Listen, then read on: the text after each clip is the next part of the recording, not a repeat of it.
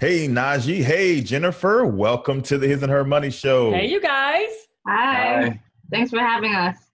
We are glad to have you here. You guys are in the fight for your freedom. You guys Yes. are working your way out of debt. And so we're glad to have you here as part of our In the Middle series, where we bring people just like you who are still in the fight to get free and sharing some insights of what you've learned along the way thus far. But before we start talking about what you guys have been up to, can you say hello to everyone that is tuned in right now and let them know what you all are all about? Hey, I'm Najee. I'm the husband of the duo, of course. Been on this debt-free journey for almost 3 years now. That's as long as we've been married. We're Christians. We're real big on the kingdom work. Big reason for us that we want to get our money right is so that we're free to do the kingdom work as God directs us. And happy to be here. So my name is Jennifer. I'm the wife of Najee. And really, he said it all. We're just really excited to continue this journey. We're not done yet. We're almost done, but we're excited to just share some of the things we learned along the way. Great. So let's talk about it a little bit further. You said that you guys have been on this journey for 3 years. So you got married 3 years ago. So talk a little bit about how you all handled your finances coming into the marriage, and then what brought on the change to try to take a hold of your finances even more and get more serious about it. Got it. So before we got married, I was terrible with money. And about the time we met was when I started to get better. But we met before we really started dating. And how it all happened was I used to go to Barnes and Noble during lunch break at work. And one day I happened upon the book Smart Money, Smart Kids by Rachel Cruz. And I just skimmed through it, ended up reading the whole thing, and saw the name Dave Ramsey in there. That led me to Total Money Makeover.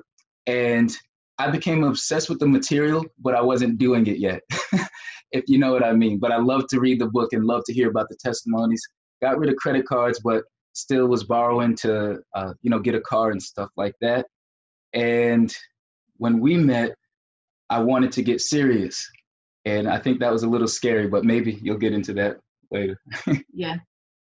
So he introduced it to me. This was before we got married.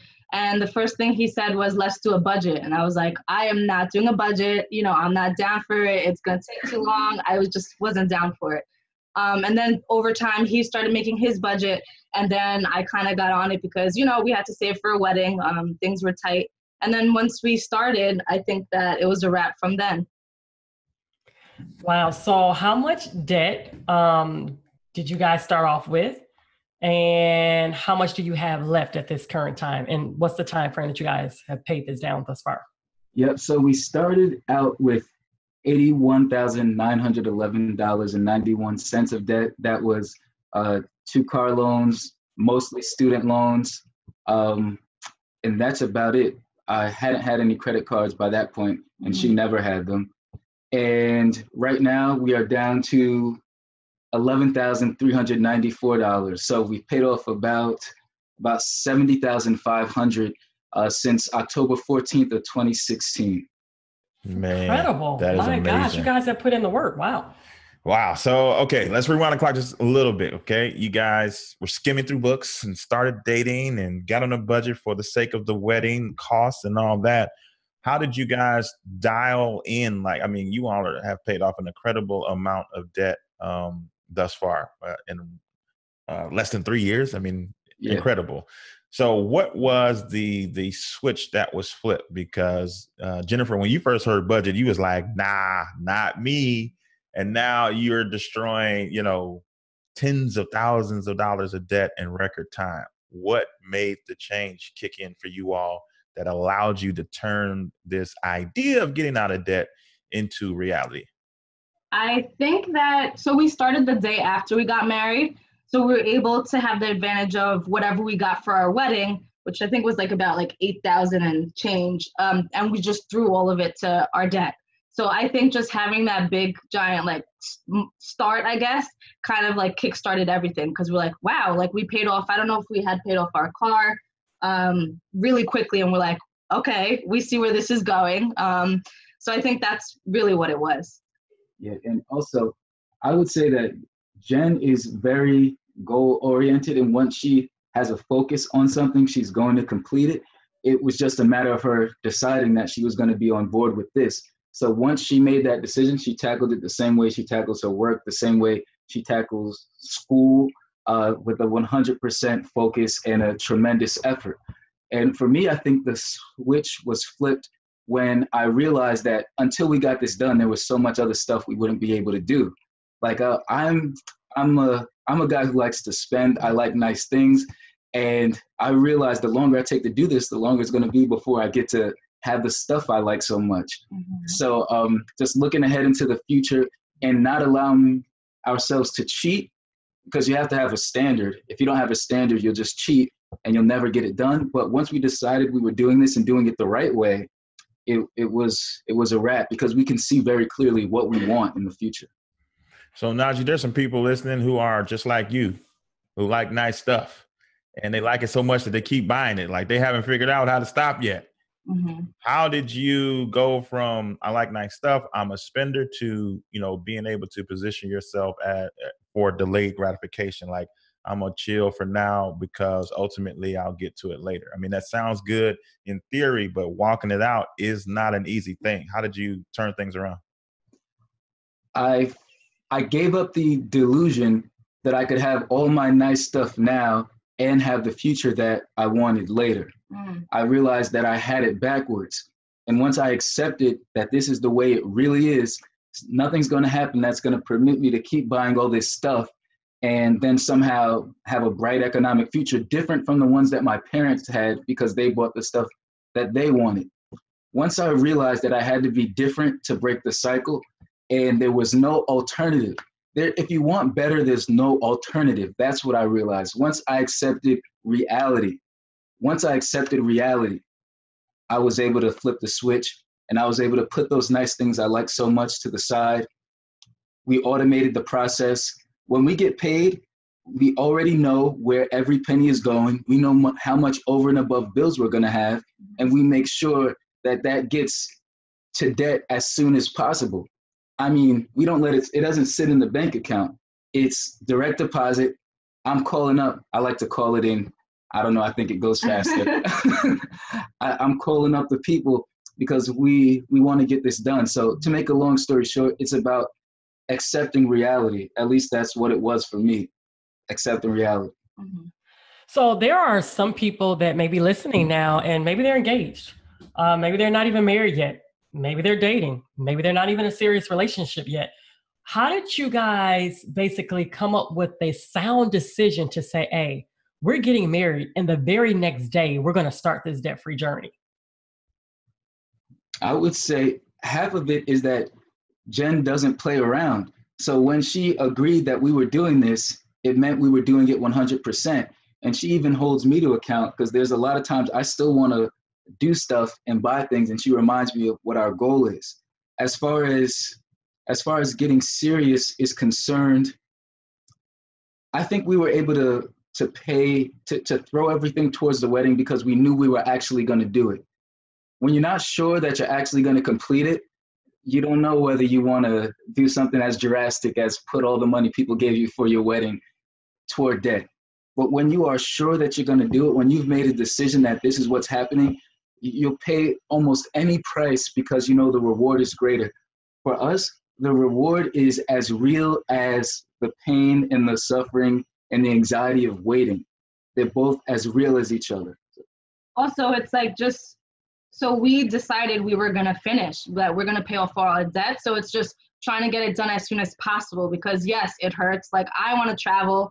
Naj knows that we both want to travel, and we decided we're not going to travel until we're done. So it's a matter of just getting down to the grit, just doing what you have to do to just get it done as soon as possible. And then we can kind of live the life that we want to live. I want to talk about that a little bit more.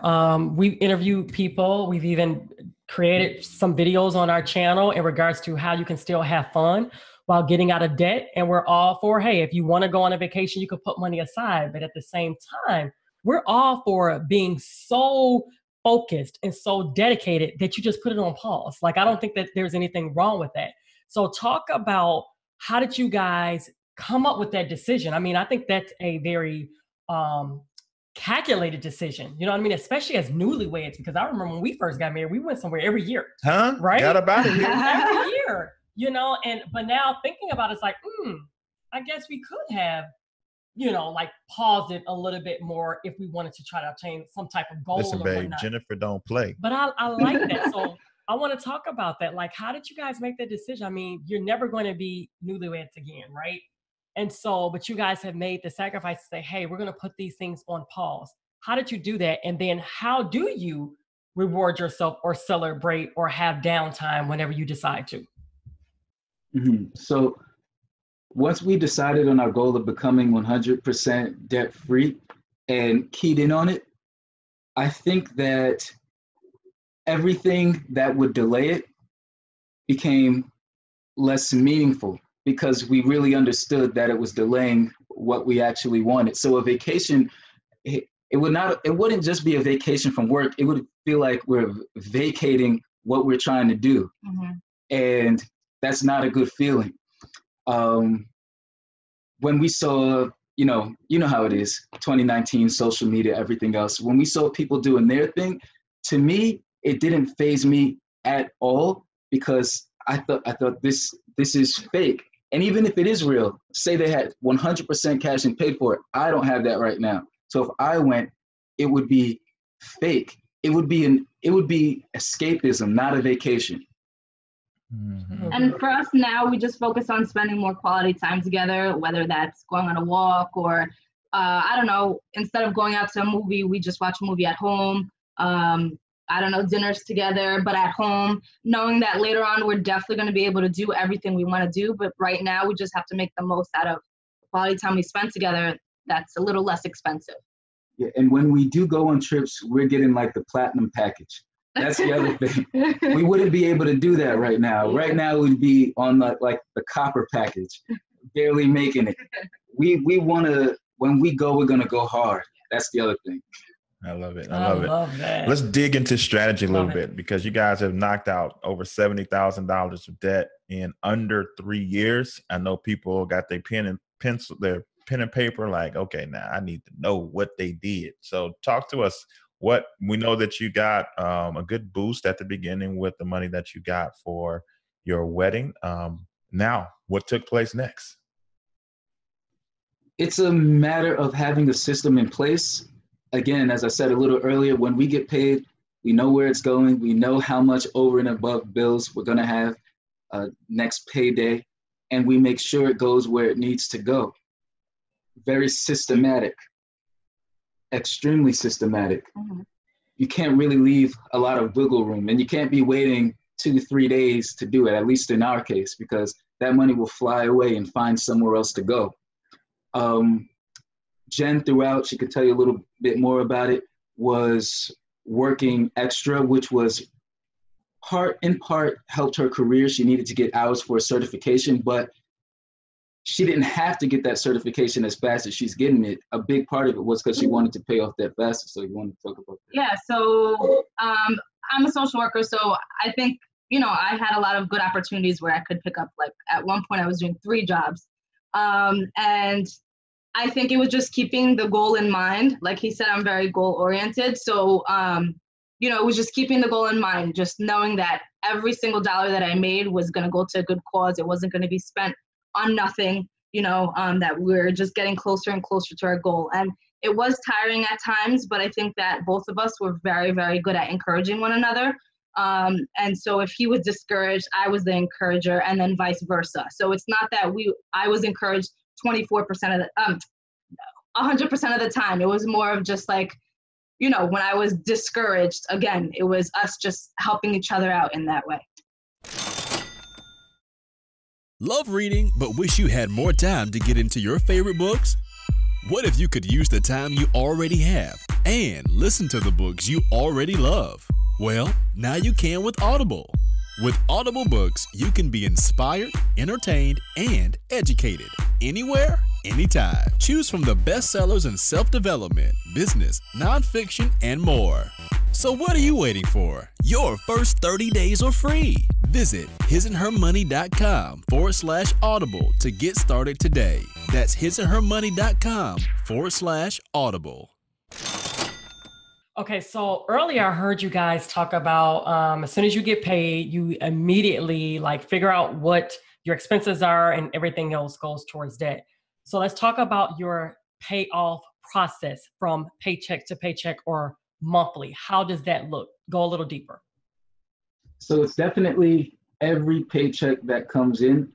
Um, so I budget using a calendar because it works that way for me. I like to see it. So I know when every bill is due, I know when rent is due, I know when the cell phone bill is due, etc. So we really work in 2-week periods as we're getting paid. So when a paycheck comes in, I look at the calendar and say, okay, over the course of this 2 weeks, X bill and Y bill are going to be due. So I'm going to subtract that. Okay, we got the tithe, of course, subtract that. Okay, we've got mom's birthday. Okay, let me subtract that. And once clothing, whatever it is we need, and the rest, again, I'm calling up the student loan servicer and saying, I'd like to make a payment of X, Y, Z. And we do that religiously. And it's helpful because if it's not always fun, it's somewhat gratifying because the more you do the process, the more you see yourself paying off debt, the more you're calling the student loan services, the more you see it to go down, the more activity you see around what it is you're trying to accomplish, the more encouraging it can be. I imagine it would be harder if we were like waiting a whole month. I'm sure you remember how it gets when, you feel like you haven't made a payment in a while and the world is ending. Yeah, and a big part is us putting it on a board. So instead of it just being kind of a number floating in our head, we put it on a board and we sort all the progress that we made. Even if it was $50, we saw it go down each and every time we made a payment. So that was very, very helpful to just remind us. Yeah, we see the board behind you guys. Is that like an expo board or like, yeah, for those that are watching it via video, oh, pretty nice. So you guys update that, I'm assuming, every time you pay off the debt. Yeah. So for those listening, it's a white expo board with, it looks like a checker board grid type system.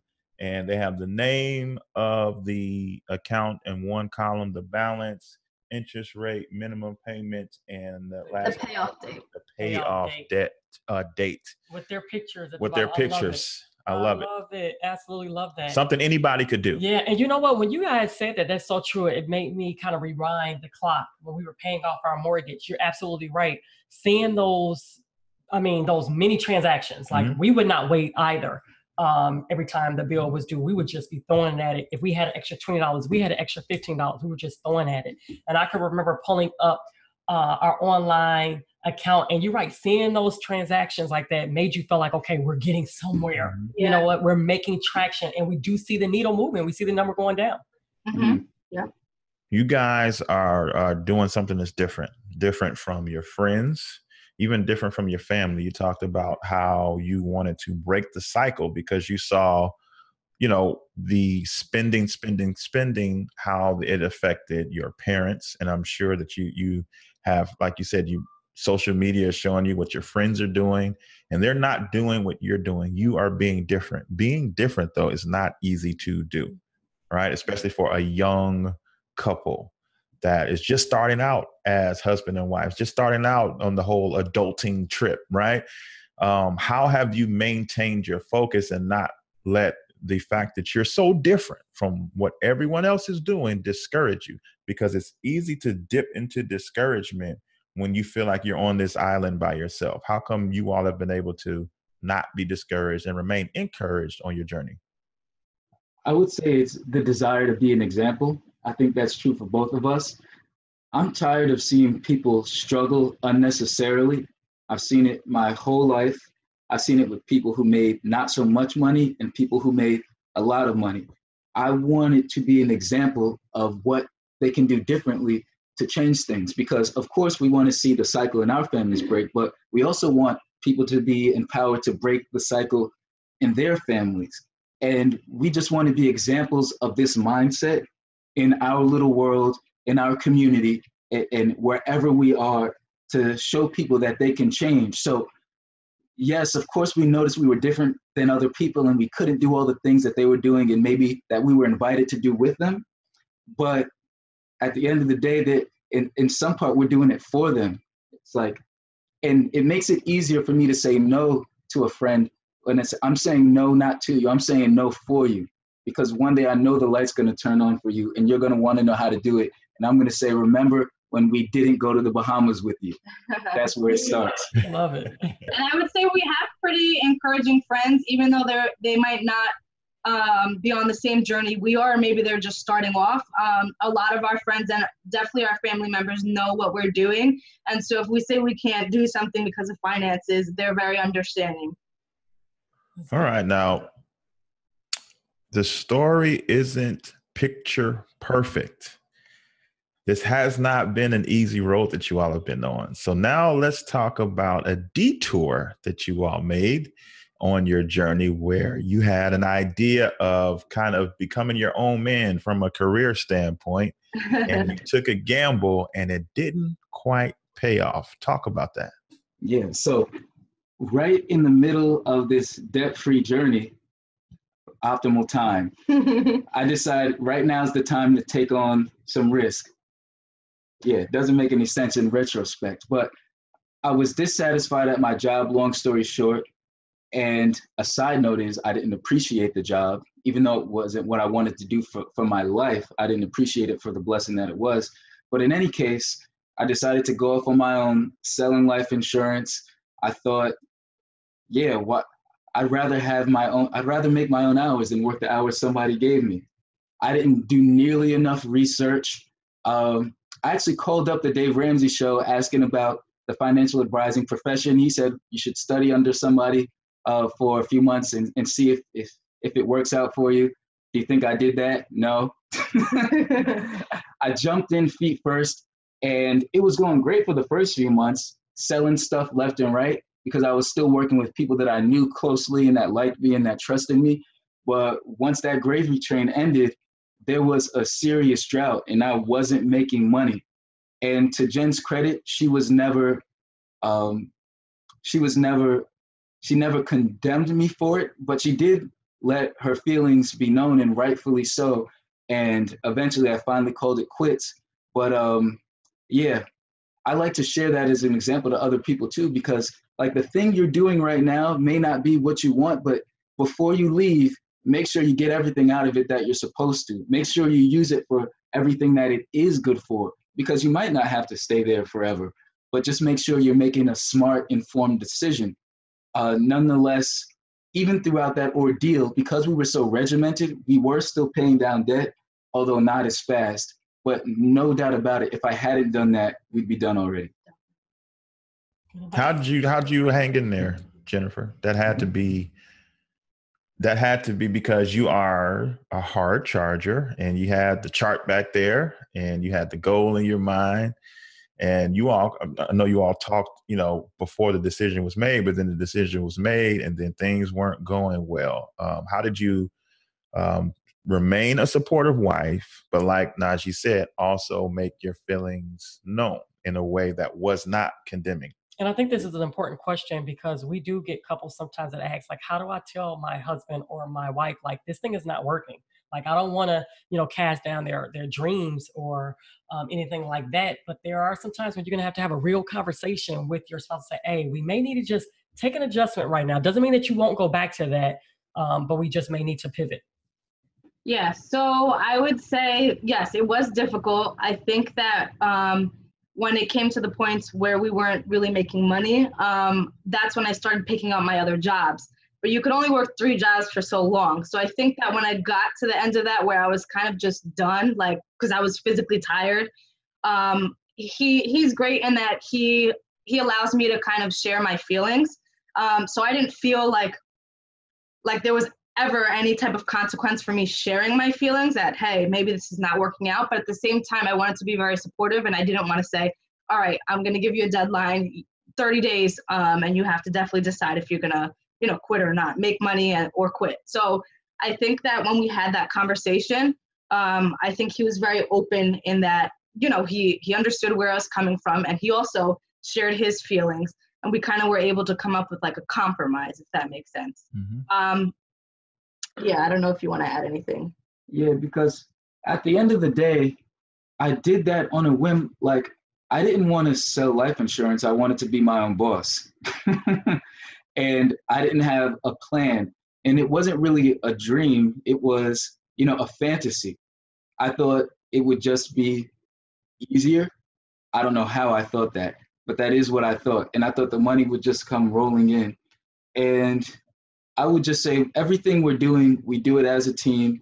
If it's not working for one team member, it's not working for both team members. It's not working for the whole. So putting her through the anxiety of worry certainly wasn't worth it, especially for something that, in my estimation, wasn't viable for me. Obviously, it took a while to come to grips with that. There was a little denial involved, of course, but we're just here to show that even through all types of stupidity, you can recover and you can make your dreams come true, which is what we're doing now. So how do you guys stay inspired? Lots of Dave Ramsey. I listen to him a lot. And just hearing other people's stories. So, YouTube videos, or whether that's episodes, like there's a lot of other people out there, and just listening to their stories. And that's how we stay encouraged, is we're not the only ones out here. Because sometimes it could feel like we're the only ones out here, especially if like your friends or your family members aren't exactly taking the same path that you're taking. Yes, I would agree. Listening to things that reaffirm your belief system in spite of what you see around you in your immediate proximity definitely helps, because we're doing it because of what we believe. And I would say always be feeding your belief. Yeah, always be feeding your belief. Don't expect to be able to go on what you learned yesterday or a month ago, but your belief always needs something now to stay alive. So whether that's podcasts, whether that's reading books, I'm always reading things that reaffirm what we believe about money.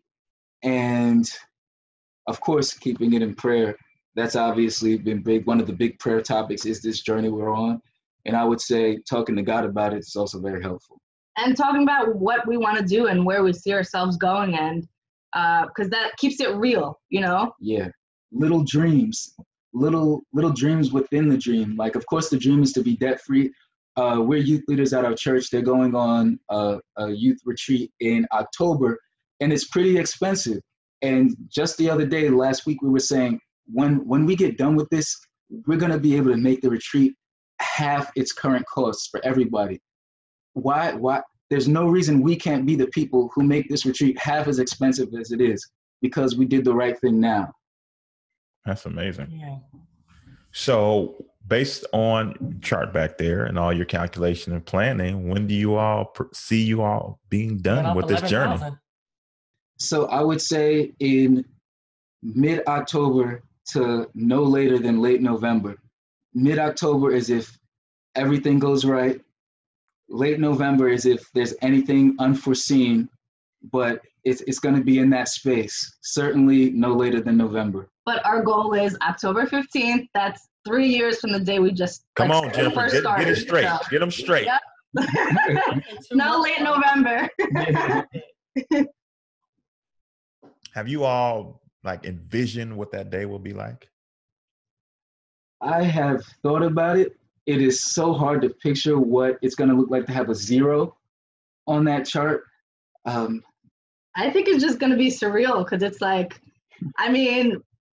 we've been married for 3 years and just, we haven't been there yet. So it's just the possibilities are endless. They really are. Yeah, we're going to feel powerful. I know that. After we've climbed that mountain, I'm sure our confidence to climb the next mountain will really increase. I don't think I can imagine yet what the feeling is going to be like. I've tried, and it's just wow, that's the closest I can get to it. Well, we're definitely taking a vacation, because he promised me we were once we're done. So. Love it. Do we know where?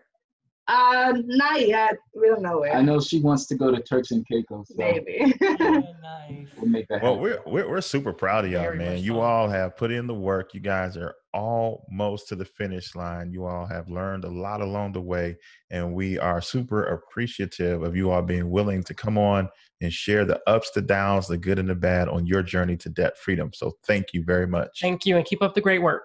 Thank you for having us. Appreciate it.